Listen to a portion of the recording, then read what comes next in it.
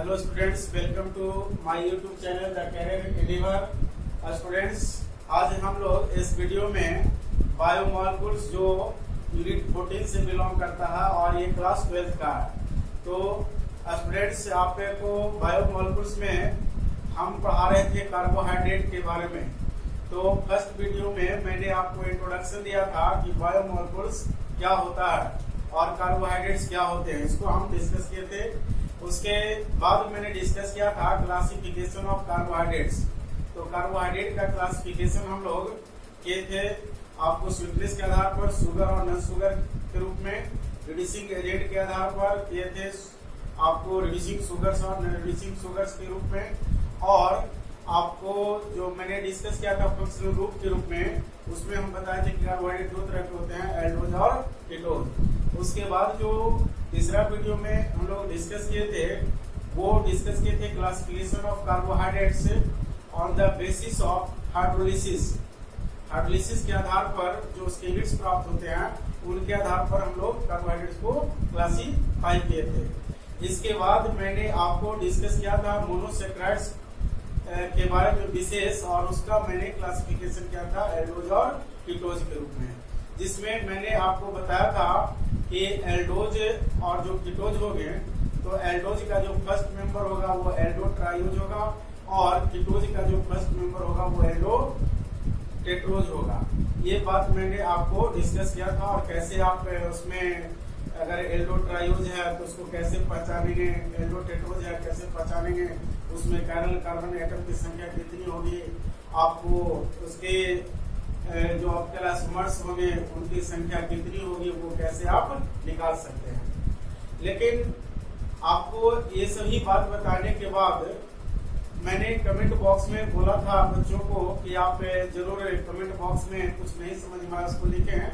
तो एक रिक्वेस्ट है आकृति भारती का कि what do you mean by optically active. Optically active का मतलब क्या होता है? तो मैं बता दूं कि ऑप्टिकली एक्टिव प्रॉपर्टी है, ऑप्टिकली एक्टिव कंपाउंड्स होता है, और ऑप्टिकली एक्टिव कंपाउंड्स जो होंगे उसको हम लोग को समझना है कि कौन से कंपाउंड ऑप्टिकली एक्टिव होंगे और कौन सा ऑप्टिकली एक्टिव नहीं होगा। तो ध्यान में हम लोग को रखना है ऑप्टिकली एक्टिव कंपाउंड्स कौन सा होगा। तो उसके लिए आपको स्टूडेंट्स ध्यान देना है कि सबसे पहले आप देखें कि कार्बन का होना जरूरी है, और कार्बन के साथ 4 सिंगल कोवैलेंट बॉन्ड हो, और ये 4 जो सिंगल कोवैलेंट बॉन्ड हो उससे जुड़ा हुआ जो ग्रुप हो वो चारों ग्रुप आपको डिफरेंट होना चाहिए। जब ऐसा होगा तब हम लोग कहेंगे कि ये जो कार्बन आपका है जिससे चारों एटम या ग्रुप ऑफ एटम डिफरेंट जुड़े रहते हैं वो कार्बन आपको कायरल कार्बन कहलाता है, और जो कंपाउंड में कायरल कार्बन प्रेजेंट होता है वही ऑप्टिकली एक्टिव कंपाउंड होते हैं या हो सकते हैं। तो उसके लिए हम लोग देखें, ध्यान देना हम लोग को कि इस कंडीशन, इसके लिए आपको कंडीशन ध्यान में रखना सिंपल वे में। तो आप याद रखें कि x बराबर y नहीं होगा, उसी तरह से y बराबर a नहीं होगा और a बराबर b नहीं होगा। ये आपको फुलफिल कंडीशन है, जिसको कि आप अगर फॉलो करते हैं तो आप समझ सकते हैं कि कौन सा कंपाउंड कार्बन कायरल है और कायरल कार्बन वाले जो हो गए वो ऑप्टिकली एक्टिव हो गए। लेकिन ध्यान देना, आगे आप पढ़िएगा ऑप्टिकल आइसोमरिज्म में, तो कायरल कंपाउंड रखते हुए भी वो ऑप्टिकली एक्टिव कंपाउंड्स नहीं हो सकते हैं और हो भी सकते हैं। लेकिन ध्यान रहे कि अगर कायरल कार्बन की संख्या 1 है तो वो कंपाउंड हमेशा ऑप्टिकली एक्टिव होगा। अगर 1 से ज्यादा हो जाए तो वो ऑप्टिकली एक्टिव हो भी सकते हैं और न भी हो सकते हैं। उसके लिए आप आगे पढ़ेंगे एनांसियोमर्स, मीजोमर्स, तो आप उसको समझेंगे। तो ध्यान में रखना है कि कंडीशन है x बराबर y नहीं होगा, y बराबर a नहीं होगा और a बराबर b नहीं होगा। आप यहाँ पर देखें, मैं एक एग्जांपल आपको बता दूं। जैसे मान लिया जाए कि हम कार्बोहाइड्रेट की चर्चा कर रहे हैं, तो उसी से आपको एक एग्जांपल मैं बता रहा हूँ। जैसे मान लिया जाए कि मैंने यहाँ लिखा H, यहाँ लिखा C, इधर लिखे OH, और इधर आपको लिखा मैंने CHO, और यहाँ लिखा CHH, और इधर लिखा OH। तो अब आप ध्यान दीजिए कि ये जो कंपाउंड है इसमें कार्बन की संख्या 3 है और OH ग्रुप आप देख रहे हैं 2 है और एक ग्रुप जो आप ऊपर में देख रहे हैं यहाँ पे ये आपका एल्डिहाइड ग्रुप है, ये एल्डो ट्रायोज है। अब इसको आप कह सकते हैं कि ये पॉलीहाइड्रोक्सी एल्डिहाइड है, पॉलीहाइड्रोक्सी एल्डिहाइड को लोग एल्डोज कहते हैं। लेकिन अब आपको ध्यान देना है क्या कि ये जो कंपाउंड है इसमें आप देखिए ये कार्बन जो है सिंगल बॉन्ड से जुड़ा हुआ है, 4 सिंगल बॉन्ड इसके पास है, एटम भी है, ग्रुप ऑफ एटम्स भी है। लेकिन इसमें आप देख रहे हैं इस कार्बन के पास ये जो 2 एटम है दोनों सेम टाइप का है, इसलिए ये कार्बन आपका कायरल कार्बन नहीं होगा। लेकिन अगर आप इसके ऊपर वाले इस कार्बन को देख रहे हैं तो इसके साथ जो ये जुड़ा हुआ OH है, ये H है, ये जो एल्डिहाइड फंक्शन ग्रुप है वो है और ये पूरा को अगर हम कंसीडर कर ले ग्रुप के रूप में तो ये इससे जुड़े हुए जो चारों ग्रुप्स हैं वो चारों ग्रुप्स आपका डिफरेंट है, इसलिए कार्बन आपका कायरल होगा। तो जो कंपाउंड कायरल होगा वही ऑप्टिकली एक्टिव हो सकते हैं। और ऑप्टिकली एक्टिव के लिए आपको ध्यान देना है कि प्लेन पोलराइज्ड लाइट की बात आपको जानना है। तो प्लेन पोलराइज्ड लाइट क्या होता है? तो स्टूडेंट्स आप लोग जानते हैं कि ऑर्डिनरी जो लाइट होता है किसी भी प्लेन में ट्रेवल कर सकता है, ऑल डायरेक्शन में ट्रेवल कर सकता है। लेकिन जो पीपीएल लाइट होता है वो आपको एक ही प्लेन में वाइब्रेट करता है, या तो अप डाउन, अप या डाउन, या तो लेफ्ट या राइट, इस तरह से उसका वाइब्रेशन होगा। और डायरेक्शन में इसका वाइब्रेशन नहीं होगा। तो ध्यान में रखना आपको पीपीएल क्या होता है। तो वैसा लाइट जो एक ही प्लेन में वाइब्रेट करे उसको हम लोग बोलते हैं पीपीएल। और आपको ध्यान में रखना है पीपीएल लाइट कैसे प्राप्त होता है। तो ऑर्डिनरी लाइट को जब हम लोग निकोल प्रिज्म से पास करवाते हैं तो वो जो लाइट होता है एक ही प्लेन में वाइब्रेट करता है, तो उसको हम लोग नाम देते हैं पीपीएल। अब ध्यान दें आप कि ऑप्टिकली और एक्टिव कंपाउंड्स कौन होंगे।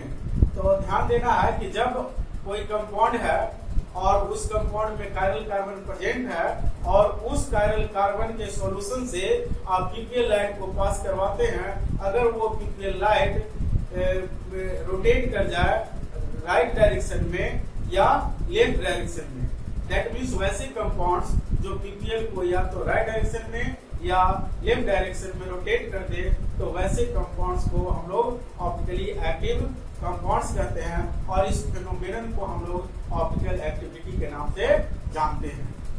तो स्टूडेंट्स अब हम लोग देखते हैं ग्लूकोज के बारे में। और आज जो हम लोग देख रहे हैं ये आपको इंट्रोडक्शन ऑफ ग्लूकोज है। तो ध्यान में रहे, ये जो आपका पॉइंट है ये आपका इंट्रोडक्शन ऑफ ग्लूकोज, तो ये बात आप ध्यान में रखेंगे। इंट्रोडक्शन ऑफ ग्लूकोज में आप छोटी छोटी बात को समझेंगे जो आपको ऑब्जेक्टिव के रूप में एग्जाम में पूछे जा सकते हैं। तो मॉलिक्यूलर फॉर्मूला जो ग्लूकोज का होता है वो C6H12O6 होता है। और इसका अगर मॉलिक्यूलर वेट आप निकालना चाहें तो जो भी इसमें आइटम्स प्रेजेंट हैं डिफरेंट टाइप्स के, उसके एटॉमिक वेट को हम लोग जोड़ देते हैं उसकी संख्या से मल्टीप्लाई करके। जैसे आप देखिए C6 है तो 6 into atomic mass of carbon 12 हो गया। इस तरह से आप देख रहे हैं कि 12 हाइड्रोजन है तो 12 into atomic mass of hydrogen 1। अब देखिए ऑक्सीजन 6 है तो 6 into atomic mass of oxygen, that means 16। सभी को जोड़ देंगे तो आपको 180 ग्राम पर मोल आएगा। इसको हम लोग 180 AMU लिखते हैं। 1 ग्राम पर मोल जो होता है 1 AMU के बराबर होता है। अब देखें ग्लूकोज जो होता है एक एल्डोहेक्सोज है और इसको हम लोग डेक्सट्रोज के नाम से भी जानते हैं, क्योंकि ये dextro rotatory optically active isomer है। That means dextro rotatory isomers वैसे होते हैं जो वैसा ऑप्टिकल कंपाउंड जो plane polarized light that means PPL को राइट डायरेक्शन में रोटेट कर देता है, उसको लोग dextro rotatory optically active isomer कहते हैं। तो अगर आपसे पूछ दे कि ग्लूकोज क्या है तो बोलेंगे एल्डोहेक्सोज है। अब एल्डोहेक्सोज में पूछ देगा कि ये किस फॉर्म में आएगा तो ये डेक्स्ट्रो रोटेटरी फॉर्म रहता है, इसलिए इसको डेक्स्ट्रोज कहते हैं। अब ध्यान दें कि ये जो ग्लूकोज है मोस्ट एबंडेंट ऑर्गेनिक कंपाउंड है ऑन द अर्थ। अगला पॉइंट आप जाने कि ये जो ग्लूकोज आप देख रहे हैं, ग्लूकोज स्टार्च का मोनोमर होता है, सेलुलोज का भी मोनोमर होता है। लेकिन आप ध्यान रखिएगा कि स्टार्च का अगर मोनोमर पूछे तो बोलेंगे अल्फा ग्लूकोज, और अगर सेलुलोज का मोनोमर पूछे तो बीटा ग्लूकोज। ये पॉइंट जब आपको समझ में आएगा जब हम आपको बताएंगे कि ग्लूकोज का अल्फा और बीटा रूप में हम लोग किस तरह से स्ट्रक्चर को जानते हैं, किस तरह से समझते हैं। नेक्स्ट, ग्लूकोज अगर in nature in free as well as in combined form. Glucose nature में फ्री फॉर्म में भी पाया जा सकता है और कंबाइंड फॉर्म में भी पाया जा सकता है। अब नेक्स्ट आप चले आए, ध्यान रखेंगे फ्री फॉर्म में पाया जाता है और कंबाइंड फॉर्म में, दोनों फॉर्म में ग्लूकोज पाया जाता है। नेक्स्ट आप चले आए कि ग्लूकोज जो होता है स्वीट फ्रूट्स में प्रेजेंट होते हैं और हनी में प्रेजेंट होता है। दैट मीन्स ग्लूकोज जो है शुगर्स का एग्जाम्पल है। नेक्स्ट पॉइंट आप देखें, ग्लूकोज को हम लोग ग्रेप शुगर के नाम से भी जानते हैं। ग्रेप शुगर के नाम से इसलिए इसको जाना जाता है क्योंकि जो राइप ग्रेप्स होते हैं, पके हुए जो ग्रेप्स होते हैं, उसमें लार्ज अमाउंट ऑफ ग्लूकोज उपस्थित रहता है, इसलिए इसको हम लोग ग्रेप शुगर के नाम से भी जानते हैं ग्लूकोज को। ग्लूकोज जो है इसको इंस्टेंट एनर्जी सोर्स के रूप में जानते हैं हम लोग, और हम लोग इस तरह से भी कह सकते हैं glucose is the major source of energy for body cells. Body cells के लिए एनर्जी का मेजर सोर्स पूछे तो आप बताएंगे ग्लूकोज। नेक्स्ट पॉइंट आप ध्यान में रखें, मेल्टिंग पॉइंट ग्लूकोज का 146 डिग्री सी होता है। और अगला पॉइंट अगर हम सॉल्युबिलिटी की बात करें तो ग्लूकोज वाटर में सॉल्व होते हैं। एसिटिक एसिड जिसका कि फॉर्मूला आप जानते हैं CH3COH होता है, इसमें भी ये सॉल्व होता है। अगला पॉइंट देखेंगे, ग्लूकोज के जितने भी फॉर्म्स होते हैं वो कलरलेस होते हैं और इनके पास कोई भी ऑर्डर नहीं होता है। तो स्टूडेंट्स, आज हम लोगों ने देखा आपको इंट्रोडक्शन ऑफ ग्लूकोज के बारे में। अगले क्लास में हम लोग देखेंगे वीडियो में किस तरह से हम लोग ग्लूकोज को लेबोरेटरी में प्रिपेयर करते हैं या इसका कमर्शियल प्रिपरेशन किस तरह से किया जाता है, और भी अन्य बातें ग्लूकोज के बारे में आगे वीडियो में हम आपको देंगे।